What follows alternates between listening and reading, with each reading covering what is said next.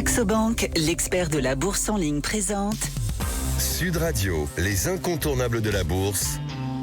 Thomas Binet. Nous nous retrouvons comme tous les lundis soirs avec notre consultant Fabien Kerriel, directeur général de Saxo Bank, pour parler bourse et marchés financiers. Bonsoir Fabien. Bonsoir Thomas. Fabien, aujourd'hui on va s'intéresser à des acteurs dont on parle beaucoup dans les médias, mais dont le rôle reste souvent flou pour le grand public, les banques centrales. On entend parler de la Banque centrale européenne, de la Réserve fédérale américaine, de la Banque d'Angleterre ou encore de la Banque du Japon. Elles ne ressemblent pas à des banques classiques, elles ne vendent pas de cartes bancaires, elles ne font pas de crédit immobilier aux particuliers. À quoi servent-elles ? Mais avant d'y répondre Fabien, pouvez-vous nous préciser d'abord ce qu'est une banque centrale ? Une banque centrale, c'est une institution publique qui peut être nationale ou supranationale quand on a des pays qui ont décidé de se regrouper dans des unions comme par exemple la zone euro ou l'Union européenne.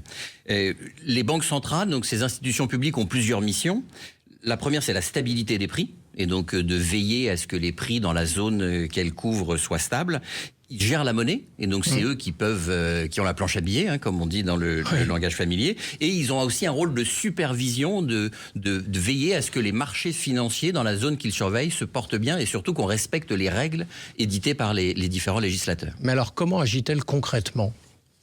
Elles utilisent principalement les taux d'intérêt. Donc effectivement, les banques centrales permettent aux banques commerciales ou aux institutions financières de déposer de l'argent auprès d'elles. Et ce qu'elles utilisent comme levier, c'est le taux d'intérêt auquel elles vont rémunérer les placements de ces banques commerciales ou de ces institutions financières. Alors, pour que le propos soit clair, est-ce que vous avez un exemple à nous proposer ? On peut fonctionner par analogie et prendre l'exemple de l'immobilier pour les particuliers. Effectivement, quand les taux d'intérêt sur les crédits immobiliers sont bas, on peut emprunter facilement, on peut financer un achat immobilier à un coût assez faible, et donc ça va dynamiser le secteur immobilier. À l'inverse, quand les taux sont élevés, effectivement, on va hésiter avant d'emprunter puisque ça va coûter plus cher. On va pouvoir moins acheter en ayant les mêmes mensualités. Et donc, en jouant sur les taux d'intérêt, on voit qu'on peut réguler l'activité d'un secteur. Et c'est ce que font les banques centrales en utilisant les taux d'intérêt, c'est de pouvoir faire accélérer ou plutôt ralentir l'économie en cas de surchauffe, puisque leur vocation, c'est de veiller à ce que les prix soient stables. Est-ce que ça a vocation à influencer les marchés financiers ?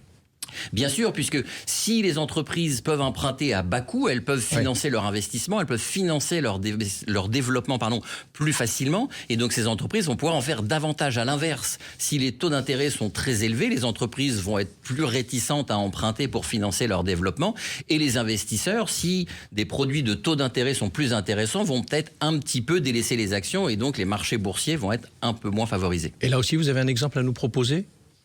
Bien sûr, si on prend le cas de la Réserve fédérale américaine, la Fed, quand la Fed choisit de baisser ses taux ou de monter ses taux, on voit un impact direct sur les secteurs, notamment les secteurs les plus développés aux États-Unis, qui est la technologie. L'impact de la Réserve fédérale, quand elle choisit de monter ou baisser ses taux, a un impact directement sur les marchés financiers, et on voit une corrélation très très forte sur cet exemple. Alors pourquoi, en revanche, Fabien, les banques centrales parlent autant de l'inflation ?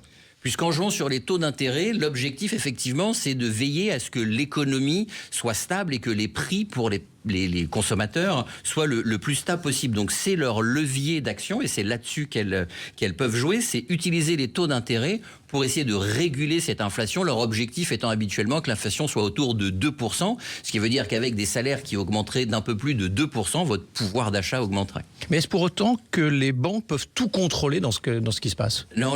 Les banques centrales, justement, ont un rôle d'influence. Elles sont indépendantes par rapport au pouvoir politique, donc c'est elles qui prennent les décisions de façon isolé, seul, c'est le gouverneur, comme ça qu'on appelle le chef d'une banque centrale, le gouverneur de la banque centrale qui se réunit et qui décide ce qu'ils vont faire sur les taux d'intérêt. Ils peuvent influer, mais ils ne peuvent pas contraindre. Alors pourquoi, Fabien, les marchés attendent-ils autant leurs annonces, celles des banques centrales ? Puisque un simple mot dans une déclaration, et c'est très codifié, c'est quasiment comme de la diplomatie, le moindre mot, la moindre phrase et la façon ou le ton utilisé dans une déclaration va donner un signal sur les décisions à venir et donc l'impact que ça peut avoir sur le marché des actions ou sur le marché des obligations, les différents marchés financiers. Et donc le moindre mot est guetté puisque le moindre signal peut avoir un impact sur les investissements qu'on fait. C'est très psychologique en fait. Il y a une part psychologique et il y a une part très concrète dans les mois qui suivent sur la santé financière des marchés. Merci Fabien pour vos explications concrètes. Alors je vais essayer, si vous m'y autorisez, à vous résumer un petit peu pour la clarté de notre propos. Les banques centrales, donc, si je vous ai bien compris, sont les gardiennes de la monnaie.